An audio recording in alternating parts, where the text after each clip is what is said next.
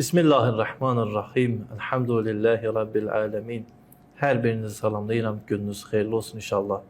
Mövzumuz Qur'an-ı Kərimdə yer alan etiqadi ayələr barəsində idi. Ötən bəhslərdə biz dedik ki, Qur'an-ı Kərimə yanaşmalar metod cəhətdən fərqlənir.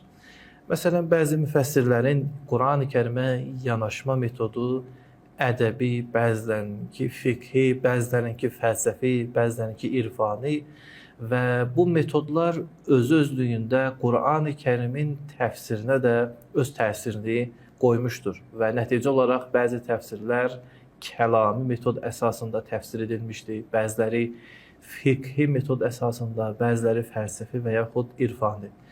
Biz dedik ki, bizim əsasən müzakirə edəcəyimiz kəlami təfsir metodudur. Kəlami təfsir metodunun ən xülasə mənalarından da biri budur ki, biz Qur'an-ı Kərimdə yer alan etiqadi ayələri müzakirə edək.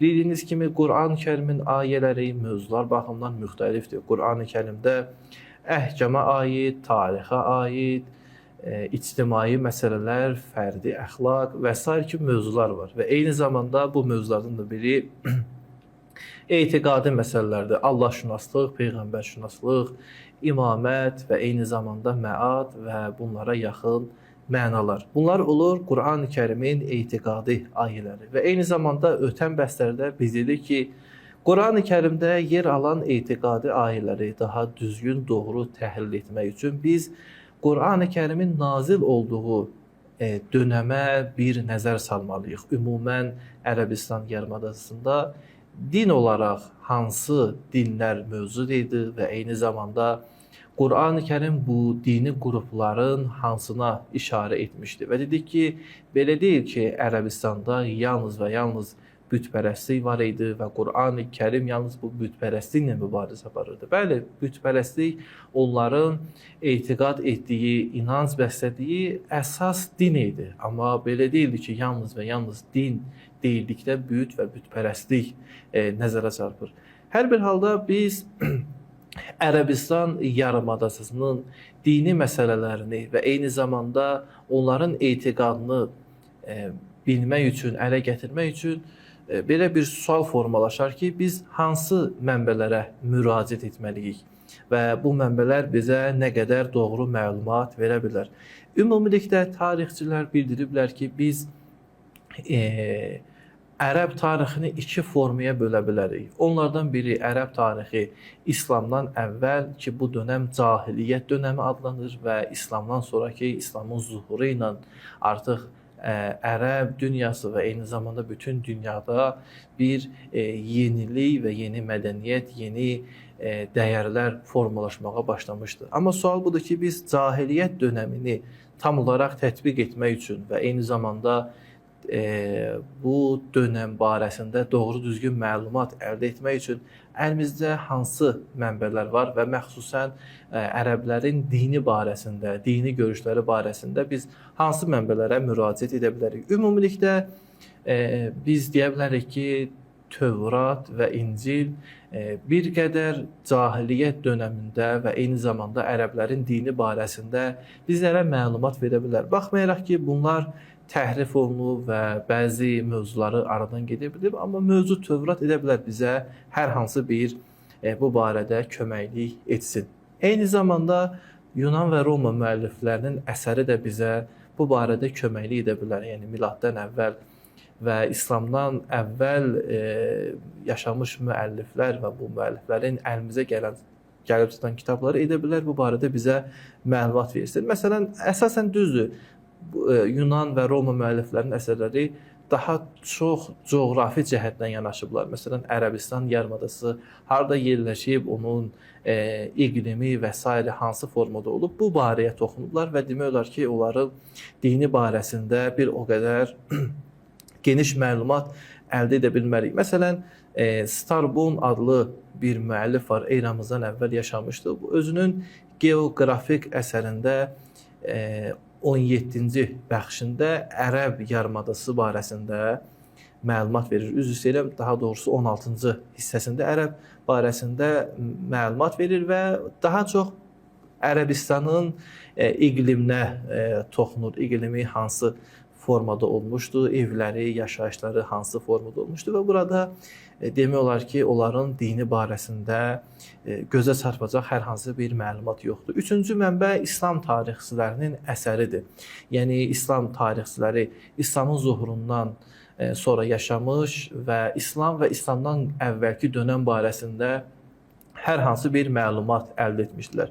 Bunlar arasında yer alan ən məşhur kitab, yəni biz edə bilərik ki, bu kitaba əsasən ərəblərin dini görüşü barəsində məlumat əldə edək. Hişam İbni Əl-Kəlbinin yazdığı Kitabul Əsnam əsəridir.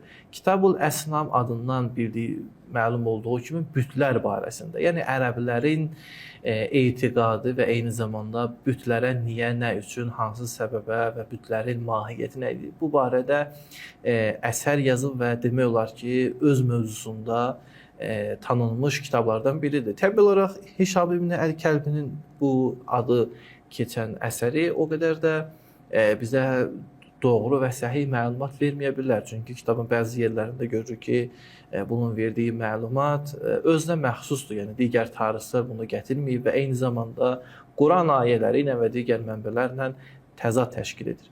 Dördüncü mənbə, biz edə bilərik bu mənbələrə müraciət edərək Ərəbistan barəsində və onların dini görüşü barəsində məlumat əldə edək, arxeoloji tapıntılardır. Arxeoloji tapıntıları əsasən şərqşünaslar aparmışdır. Şərqşünaslar da arxeoloji tapıntılar nəticəsində müəyyən bir məsələləri, müəyyən bir mövzulara çalışmışlar ki, işıq tutsunlar. Amma arxeoloji tapıntılar da bir o qədər gerçək təfsirə ehtiyacı var. Yəni, hər hansı bir məsələn, tapıntını biz doğru düzgün başa düşmək istəyiriksə, təbii olaraq onun barəsində başqa bir məlumat da lazımdır. Bir tapıntıdan və yaxud saxsı qabdan hər hansı bir geniş formada bir məsələni əldə edə bilmərik və yekun olaraq ən sonuncu mənbə Quran-ı Kərimdir. Bəli, Quran-ı Kərim tarix kitabı deyil, tarixi məsələləri ardıcıl, sistemli şəkildə gətirməyib, tarixə ibrət formasında baxıb və tarixdən ibrət almaq üçün nəql edib. Amma biz edə bilərik, Quran-ı Kərimin ayələrini mehvər qərar verərək digər məsələləri də araşdıraq. Heç şübhəsiz, Quran-ı Kərimdə də bütpərəstlik və ərəblərin digər etiqadları barəsində də mövzular yer alır. Keçən bəhsdə biz buna qısa olaraq işarə etmişdik. İstərdim burada biz Quran-ı Kərimin baxışından bütpərəstlik və büt anlayışına baxaq. Bundan əvvəl mən ilk növbədə istərdim ki, büt sözünün mənası barəsində qısa olaraq izah verəm. Bildiyiniz kimi büt sözü Azərbaycan dilindən, fars dilindən keçib. Fars dilindəki bu söz isə bir neçə ehtimala dayanır, büt sözünün mənasındadır. Bəziləri bunu Buddaya, yəni Budda dininə bağlı olduğunu bildirirlər. Bildiyiniz kimi Buddizm, yəni heykəllər üzərində, büt üzərində bir dindir və büt sözünü də Buddaya nisbət verirlər. Bəziləri isə büt sözünü put mənasını verən div mənası ilə əlaqələndiriblər. Məsələn, Avesta kitablarında Avesta'da bu keçməkdədir. Div, yəni şərvarlıq mənasında işlənir. Hər bir halda büt, yəni bizim dilimizdə belə başa düşülür ki, insanlar ona hər hansı bir niyyətlə ibadət edir və büt insan forması, təbiət hadisəsi və yaxud hər hansı bir təbiət obyekti ola bilər. Bəs yaxşı, Quran-ı Kərimdə büt anlayışı hansı formadadır və Quran-ı Kərim bu məsələni hansı formada, hansı mənada işlədir? Bu barədə inşallah gələn bəhslərdə siz əzizlərlə müzakirə edərik. Əssalamu aleykum və rəhmətullahi və bərəkətuhu.